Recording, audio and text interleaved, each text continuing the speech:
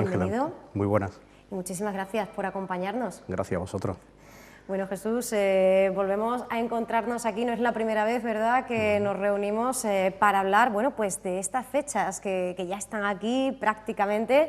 Ya es Navidad en Córdoba, entre esa edición 24ª de la muestra de corales cordobesas, los diferentes conciertos de Navidad, como ese extraordinario que ofrecía hace muy poquitos días la Orquesta de Córdoba. Hoy también Paco Montalvo, con ese cuadro flamenco, va a ofrecer, va a darle una dimensión navideña a la presentación de su primer disco, ese pregón también de Navidad, el concurso de Belénes, en fin, la Navidad en los patios, el cantarillo, esos coros que pasean por la ciudad cantando la Navidad, actividades infantiles, las elecciones de los Reyes Magos. De alguna manera, Jesús, bueno, pues se entremezclan algunas tradiciones muy genuinas de nuestra tierra, o bueno, pues típicamente españolas o mediterráneas, pero también dialogan de forma permanente y casi indivisible, indisoluble en ocasiones, con otras que son importadas, que no son totalmente ajenas. O con la incorporación de otras nuevas.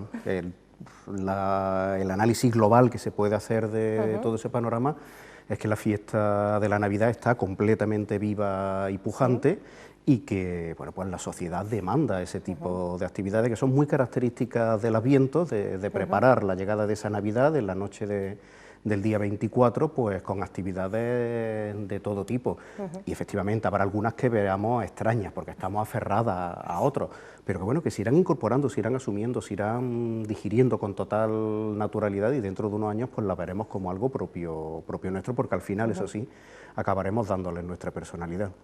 Incluso algunas que son pues auténticamente cordobesas y bueno, pues emblemáticas de nuestra ciudad, y que bueno, pues se han incorporado de manera históricamente reciente. Esa Navidad en los patios, ¿no? La fiesta de los patios cordobeses no puede ser más genuina en nuestra tierra, y sin embargo es en estos últimos años cuando ya se viene asociando y está cobrando cada vez mayor protagonismo, ¿no? La imagen y la proyección que los patios tienen fuera de Córdoba es la de la primavera, la del mes de mayo, la del colorido, la exuberancia floral que ofrecen los patios, pero no hay que olvidar el origen de los patios, la historia de ellos, en las que la mayoría pues eran casas de vecinos, viviendas plurifamiliares, de las que ya quedan muy pocas, y que lógicamente celebraban la Navidad, como celebraban el resto de celebraciones durante todo el año, pues lo celebraban entre todos los vecinos, se celebraba en comunidad, y la Navidad en los patios tenía unos rasgos muy característicos, muy auténticos,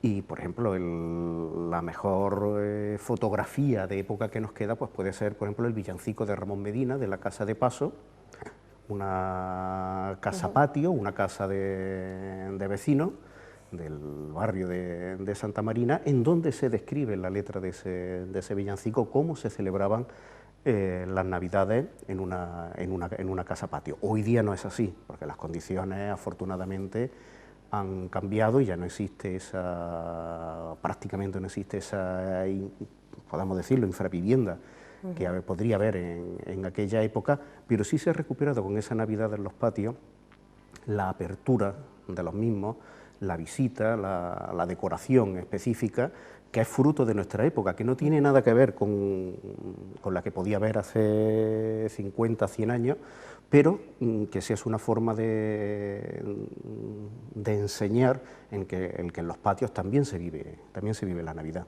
Y si se abren las puertas de los mismos en primavera, ¿por qué no hacerlo en Navidad? Tanto dentro como fuera de esos patios cordobeses, de esa fiesta que es ya patrimonio inmaterial de la humanidad. Bueno, pues la Navidad en Córdoba cobra una nueva dimensión y tiene evidentemente el sello que le concede la propia ciudad. Tú eres también un gran experto en nuestra Semana Santa, en esa Semana Mayor. Sucede algo similar. No solo es especial y extraordinaria la Semana Santa de Córdoba por ese acervo patrimonial, por esa imaginería, por esa orfebrería, también lo es por la estampa, por el escenario que la acoge. Cada uno de de los monumentos o de las calles por las que pasean esos cortejos procesionales le brindan, bueno, pues ese toque diferente a cualquier otra Semana Santa, ¿no? Las Semanas Santas se articulan en base a dos vectores. Uno de ellos es el social, que es el que realmente la mantiene viva, desde los barrios más periféricos, más lejanos, hasta el mismo centro de la ciudad. En Córdoba pues tenemos el caso de hermandades en el Cerro, en el barrio del Naranjo, en el Zumbacón. Por lo tanto, podemos decir que es algo totalmente transversal, que afecta a todos. Pero si ese elemento es común al resto de Semana Santa, el elemento diferenciador nuestro es el marco en el que se desarrolla, y en ello pues el casco histórico, oye, una procesión pasando por delante de Santa Marina, por no nombrarte un rincón de la zona declarada Patrimonio de la Humanidad, como puede ser la Puerta del Puente, la calle Torrijos, la Puerta del Perdón o la calle de la Feria. Te puedo hablar de Santa Marina, bajando la cuesta de San Cayetano, o la Plaza de Capuchinos, pues eso es realmente único. Ahí es donde Córdoba aporta su mayor valor a esas celebraciones, y en el caso de la Navidad pues viene a ocurrir lo mismo. Hace ya un par de sábados, que tampoco podemos hablar de fechas navideñas, sino de esta pre-Navidad de Adviento, pues por la Judería, que no podemos decir que sea una zona comercial de primer orden, pues yo recuerdo que ese sábado serían las 8, 8:30 de la tarde y no se podía andar. Costaba trabajo, y era pues por ver esa decoración exterior en las calles, también la interior, en las tabernas, en los establecimientos, es decir, compartir, vivir, porque Córdoba, prácticamente como todas las ciudades de la cuenca mediterránea, son ciudades de vivir muy de puerta afuera. Y a nosotros, pues, vamos, ni el invierno nos atemoriza quedarnos dentro de casa, y más aún, pues, este otoño que estamos ya acabando con estas temperaturas tan buenas y tan propicias para salir a la calle y disfrutar de la convivencia con los demás cordobeses. Córdoba con esa poderosa, inconfundible impronta, y bueno, una Córdoba navideña en la que hablamos de otro elemento, también patrimonio inmaterial de la humanidad. El flamenco cada vez llena más espacios, cada vez está, bueno, pues más imbuido en estas fechas de ese espíritu navideño. También hemos de aprovechar, ¿verdad?, esa cantera, esa fuente inagotable que tenemos de grandísimos talentos, jóvenes valores y también figuras muy veteranas, muy experimentadas en este arte. Córdoba, aunque parezca mentira, pues sigue teniendo como asignatura pendiente el dar a conocer y el visibilizar tantísimo talento, y qué mejor manera que aprovechar unas citas que son muy propicias, ¿no?, también para esa otra dimensión, ese villancico flamenco y esa manera de cantar desde las raíces de la tierra, pues a las citas que vienen, ¿no? Y sin copiar a otras ciudades, sin copiar otro formato. Yo creo que en Córdoba, si se deja a la sociedad que se exprese por sus cauces naturales, se llega a adquirir un producto, un resultado final propio. El caso lo tenemos en que en cualquier reunión de amigos, si se decide a cantar villancicos, siempre hay alguien que sobresale con ese pellizco, con ese quejío flamenco tan propio de nuestra tierra, pero con la personalidad propia de Córdoba. Efectivamente, tenemos valores, pero son valores que crecen y se desarrollan porque la materia prima es muy propicia. Y hablamos también en general de, bueno, pues esas citas que compartimos, que no solo con otros puntos de la geografía española, también con otros países occidentales, y bueno, pues por ejemplo, en elementos tan característicos como el nacimiento, el portal de Belén, bueno, pues apreciamos cómo lo legendario y lo histórico se entremezclan, y de alguna manera pues hemos ido nutriendo esa escenificación del nacimiento de Jesús de muchísimos elementos, de muchos factores que, si bien es verdad no son rigurosos, ahora nos parece impensable, ¿verdad?, imaginar un Belén, pues por ejemplo, sin nieve, ¿no? Y eso nos lleva a reflexionar pues acerca de esa fecha en la que verdaderamente podría haber nacido, ¿no?, Jesucristo. Bueno, realmente nació el 25 de diciembre. Lo que ocurre que nació en un desierto, nació en una comarca en la que el paisaje no es ni muchísimo menos el que nosotros podemos poner en un nacimiento. Las primeras comunidades cristianas fijaron esa fecha Ahora, pues bueno, lógicamente, quizás con una intención de atacar el origen religioso, se cuestiona el que sea el 25 de diciembre, se habla de la fiesta del Sol Invicto y demás. Lo cierto es que se fija por esas primeras comunidades cristianas. El primer calendario que conocemos es el calendario juliano, del año 45, que está vigente hasta el siglo XVI, en que sale el calendario gregoriano que tenemos, que es el que nos rige en la actualidad. Y en ese calendario juliano no hay ninguna fiesta del sol, que pudiera ser que los cristianos, los primeros cristianos, pudieran aprovecharse de esa fiesta del sol, como se dice. En ese calendario no aparece, y Roma pues era una potencia más potente que puede serlo hoy día Estados Unidos para el resto del mundo.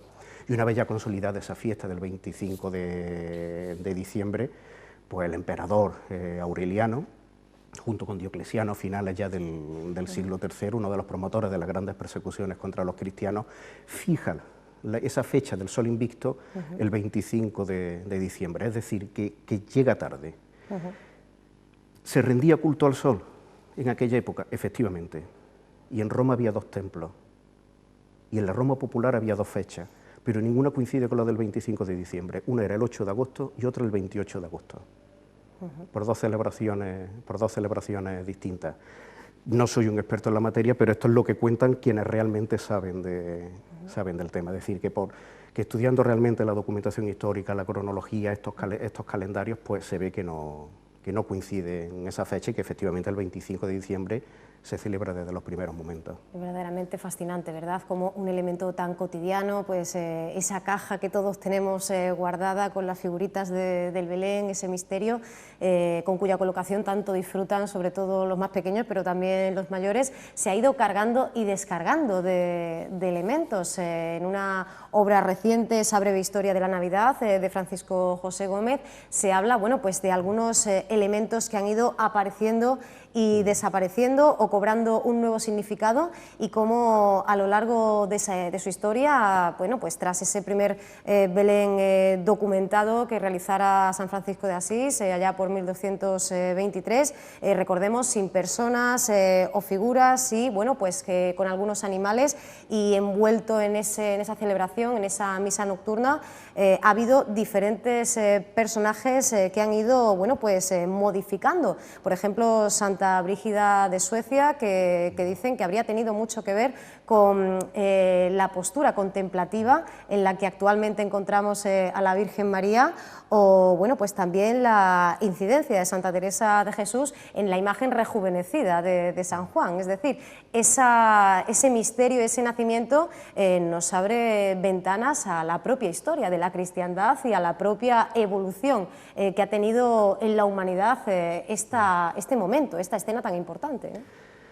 La Navidad, el hecho de la Navidad es uno, que es el que aparece relatado en los evangelios sinópticos. Ahora, a partir de San Francisco de Asís, que es el primero que escenifica, cada lugar, cada colectivo, el que le va aportando su personalidad, sí, y sin desviarse de esa médula, de ese meollo de la Navidad, que podemos sintetizarlo en lo que aquí en Andalucía conocemos por el misterio, el niño, sí, la Virgen y San José. Pues cada cultura, cada lugar celebra la Navidad con la instalación de nacimientos que son diferentes entre todos. En Hispanoamérica pues hay una riqueza tremenda y hay elementos que aquí no conocemos, o en el caso de Italia, que pudieran pertenecer a nuestra propia cultura.